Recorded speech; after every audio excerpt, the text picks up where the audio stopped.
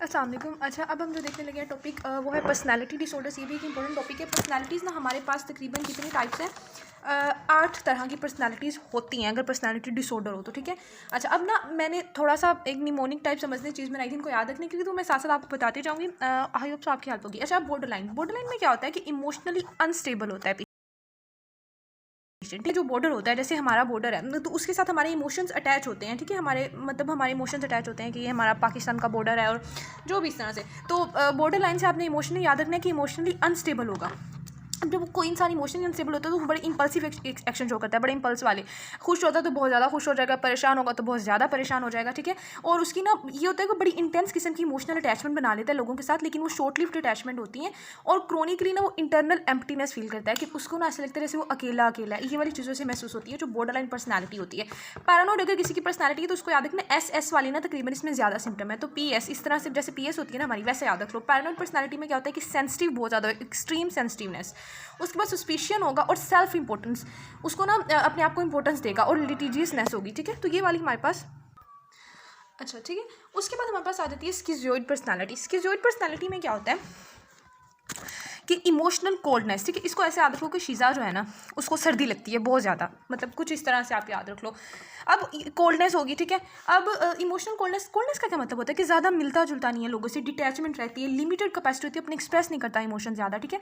और उसको ना फ़र्क पड़ता है कि कोई उसकी तारीफ करे, ना उसको फ़र्क पड़ता है कोई उसको क्रिटिसाइज़ करे। इंडिफरेंस होता है उसका प्रेज से भी और क्रिटिसिज्म से भी। तो ये स्किज़ोइड पर्सनैलिटी होती है। यहाँ पे C मैंने मिस किया है।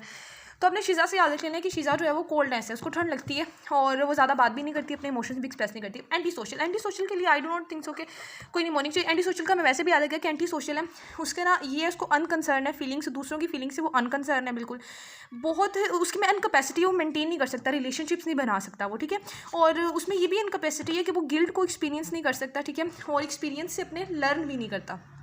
तो एंटी सोशल है ना, उसको एक्सपीरियंसेस होते हैं ना, वो एक्सपीरियंसेस से कुछ सीखता है ना, वो रिलेशनशिप बनाता है। और के लिए अब आज हिस्ट्रियोनिक अब क्या होता है, हिस्ट्री पर जैसे कोई ड्रामा नहीं बनाया जाता, तो वहाँ से आदमी को जो हिस्ट्रियोनिक पर्सनालिटी होती है वो सेल्फ ड्रामाटाइजेशन, ठीक है। शैलो एंड लेबाइल इमोशन, इनके इमोशन भी बड़े शैलो होते हैं, डीप इमोशन नहीं होते, और सेल्फ ड्रामाटाइजेशन होते हैं। और इनको ना इनमें ये बड़ी चीज़ है कि हिस्ट्रियोनिक जो पर्सनैलिटी होती है ना कंटिन्यूली सीख करते हैं फॉर एक्साइटमेंट एंड अप्रिसिएशन। इनको कंटिन्यूसली कोई ना कोई एक्साइटमेंट वाली और कोई ना कोई अप्रिसिएशन वाली चीज़ चाहिए होती है, ठीक है। अच्छा, फिर आ जाते हैं नार्कोसिस्टिक या जो भी वर्ड होता है ये तो बहुत ज़्यादा मतलब आप समझ लें कि कॉमन ही होता है। ये तो मैं पता है, ये लोग क्या करते हैं, इनको ना बड़ी सेल्फ इंपॉर्टेंस होती है, अपने आप को बहुत ज़्यादा अहमियत देते हैं, और इनको हर वक्त ज़रूरत है कि इनकी तारीफ़ की जाए, नीड टू बी एडमायर्ड। हर वक्त बस इनके आगे पीछे जो है ना वो लोग लगे रहे उनकी तारीफ़ करें। वो एरोगेंस होते हैं, ये एरोगेंस होती है इनमें, ये एरोगेंट होते हैं, ठीक है। अच्छा, अब आ जाता है एनाकास्टिक जो पर्सनैलिटी होती है ना, ये ऑब्सेशनल पर्सनैलिटी होती है। जैसे हमने शीज़ा को याद रखा था कि शीज़ा को ठंड लगती है, अब हम एना से याद रख सकते हैं कि जो एना है ना वो बड़ी ऑब्सेशनल है, उसको ना हर चीज़ में परफेक्ट, ठीक है। एना को क्या चाहिए, हर चीज़ में उसको रूल्स चाहिए, ऑर्डर के मुताबिक सब कुछ हो, परफेक्शनिज्म चाहिए उसको, ठीक है। तो एनाकिस्टिक होती है। डिपेंडेंट के भी नाम से जाहिर है, तो एंटी सोशल और डिपेंडेंट का तो हमें पता चल जाता है नाम से। डिपेंडेंट अब क्या होती है कि दूसरों पर डिपेंड करते हैं, इवन इनके सारी ज़िंदगी के जो डिसीजंस होते हैं वो भी कोई और लेगा, और ये हर चीज़ पर दूसरों पर डिपेंड करेंगे, और inability to care for themselves, खुद अपना ख्याल ये नहीं रख सकते। तो जल्दी से मेरे साथ रिवाइज करें। सबसे पहले हम लोगों ने कौन सी पर्सनैलिटी पढ़ी थी, ठीक है, मुझे खुद भूल गया। अच्छा, बॉर्डर लाइन। सबसे पहले हम लोगों ने बॉर्डर लाइन पढ़ी थी। बॉर्डर लाइन में क्या था कि इमोशनल जो होते हैं ना, बड़े इमोशन होते हैं, इंपल्सिव होते हैं। दूसरी हमने पढ़ी थी पैरानोइड में क्या था, मैंने SS वाले बताए थे, आपने वहाँ से याद रखने। तीसरी हमने पढ़ी थी स्किज़ोइड का हमने कोल्डनेस कहा था, डिटैचमेंट है, कोल्डनेस है, इमोशन नहीं एक्सप्रेस करते। फोर्थ में हमने क्या पढ़ा था, एंटी सोशल के, वो रिलेशनशिप नहीं बना सकते, ठीक है, एक्सपीरियंसेस से लर्न नहीं करते कुछ भी।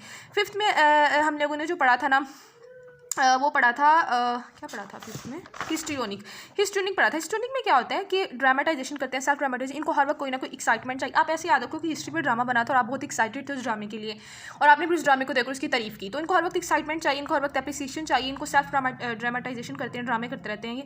अच्छा, 6 वाले जो हमारे पास होते हैं वो होते हैं नार्कोसिस्टिक। इनको क्या चाहिए, बड़े एरोगेंट होते हैं, इनको जो है वो हर वक्त इनकी तारीफ चाहिए। 7 वाले जो होते हैं वो एनाकास्टिक अब क्या करते हैं, एना जो है वो बड़ी परफेक्शनिज्म उसको चाहिए, उसको रूल्स ऑर्डर चाहिए हर चीज़ में। और 8 आ गया डिपेंडेंट, ही दूसरों पर डिपेंड करते हैं। आई होप्स आप लोगों को याद भी हो गए होंगे। अब हम चलते हैं स्लीप डिसऑर्डर की तरफ। स्लीप डिसऑर्डर बड़े आसान है। सबसे पहले स्लीप को समझ लेते हैं। स्लीप का फिनोमिना होता क्या है, जब आप लेटते हो सबसे पहले आपको ड्राउजीनेस आती है, ठीक है। आप जैसे आप आंखें बंद करते हो, आपको थोड़ी सी आपकी सेंस खत्म होती है, आप ड्राउजी फील करते हो। उसके बाद क्या होता है कि आपकी जो स्लीप शुरू होती है ना, वो होती है नॉन रेम स्लीप। अच्छा, नॉन रेम स्लीप में क्या होता है कि आपकी जो वेव्स चल रही होती है ना, वो चल रही होती है slow wave activity, slow waves चल रही होती हैं, ठीक है।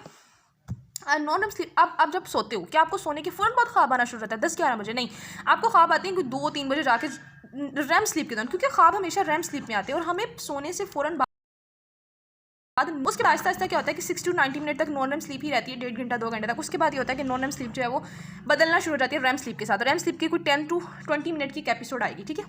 उस रैम स्लीप की एपिसोड के बाद फिर दोबारा से नॉन रेम स्लीप आ जाती है। तो ये सारी रात ऐसे ही चलता रहता है और जैसे जैसे रात गुजरती रहती है हमारी जो रैम स्लीप है इसकी एपिसोड बड़ी होना शुरू रहती है। जैसे पहले 10 से 20 मिनट की आई, फिर 30 मिनट की, फिर 40, फिर 1 घंटे की। और जो नॉन रेम स्लीप है वो आहिस्ता आहिस्ता छोटी होना शुरू होती है, क्योंकि जो नॉन रेम स्लीप होती है ना ये डीप स्लीप होती है और जो रैम स्लीप होती है ये हमें पता है कि इसमें हमारी ब्रेन एक्टिविटी बड़ी तेज चल रही होती है। बस आपको इतना ही पता होना चाहिए, बाकी आपने फिजियोलॉजी में पढ़ाई हुआ है।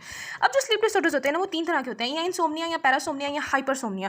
इनसोम्निया में क्या होता है? इनसोम्निया में होता है कि डिफिकल्टी इन स्लीपिंग, नींद आती नहीं है, ठीक है।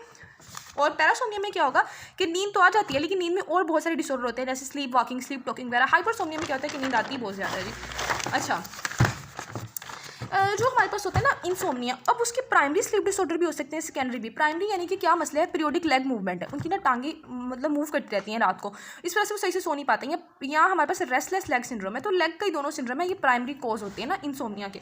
कुछ सेकेंडरी कॉज भी हैं, मतलब उनको कोई साइकेट्रिक डिसऑर्डर है जिसकी वजह से वो सो नहीं पाते। अब साइकेट्रिक डिसऑर्डर क्या? उनका मूड डिस्टर्ब रहता है। अब डिप्रेशन का पेशेंट या मेनिया का पेशेंट तो वैसे ही थकता नहीं है, फटीग नहीं फील करता, और डिप्रेशन के पेशेंट को वैसे इतनी सोचें होती हैं, वो सोचता रहता है सुसाइडल वगैरह, तो वो नहीं सोता, तो एंजाइटी, डिप्रेशन। उसके बाद साइकेट्रिक डिसऑर्डर में क्या आ सकते हैं? डिलीरियम है, अगर किसी पेशेंट को डिमेंशिया है। डिलीरियम में आप लोगों को याद होगा मैंने बताया था कि स्लीप डिस्टर्बेंस होती है। अच्छा, उसके बाद आ जाओ जी साइकेट्रिक डिसऑर्डर के बाद कोई ड्रग का मिसयूज़ करें, जैसे अल्कोहल यूज़ करें, ठीक है, या स्टिमुलेंट ड्रग एम्फेटामिन, कोकेन वगैरह यूज़ करें, या इवन बाजू का स्टेरॉइड वगैरह वो अपने किसी डिजीज़ के लिए यूज़ करें, तो इसकी वजह से उनकी नींद डिस्टर्ब हो जाती है। साइकेट्रिक डिसऑर्डर हो गया, ड्रग मिसयूज़ हो गया। तीसरा इंसोम्निया का काज हो सकता है फिजिकल कंडीशन। अगर कोई इंसान बहुत सीवियर पेन में, आपने कभी फील किया आपको बहुत ज़्यादा दर्द हो, आप सारी रात सो नहीं पाते, पेन है तो आपको नींद नहीं आती, या माल न्यूट्रिशन वगैरह तब भी नींद नहीं आती, भूख में नींद आती है नहीं आती। अच्छा, पैरासोम्नियस क्या होते हैं? जैसे मैंने बताया था कि नाइट टेरर हो सकते हैं, रात को बहुत ज़्यादा खौफ